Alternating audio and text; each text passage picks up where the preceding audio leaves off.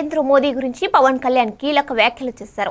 ఏ ఫలితాలు ఆశించకుండా దేశ సేవే పరమావధిగా భావించే మోదీ దేశ ప్రధానిగా ఉండడం మనకు అదృష్టమని ఆయన అన్నారు. మోదీ ప్రభుత్వాన్ని మాత్రమే కాదు 2-3 తరాలను నడిపిస్తున్నారని, ఆత్మనిర్భర్ భారత్ ద్వారా ప్రపంచానికి దిశానిర్దేశం చేస్తున్నారని చెప్పారు.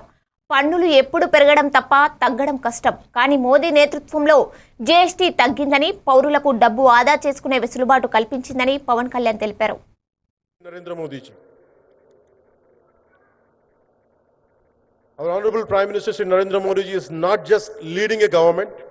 ఆయన ప్రభుత్వాన్ని ఒకటే నడపట్లేదు, 2 తరాలని 2 తరాలని నడుపుతూ ఒక ఆల్ఫా రాబోయే ఇప్పుడు పుట్టిన బిడ్డలకి దిశానిర్దేశం చేస్తున్నారు.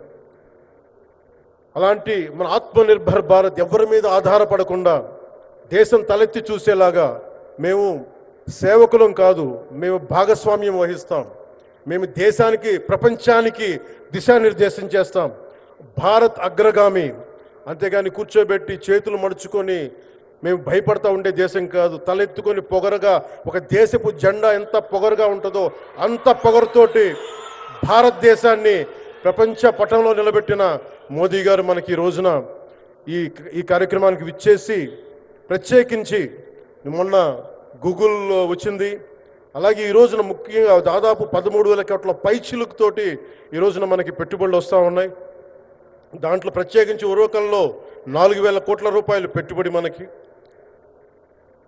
ప్రత్యేకించి ఈ రోజున మనకి జిఎస్టీ పన్నులు ఎప్పుడు పెరగడమే తప్ప ఇప్పుడు తగ్గవు.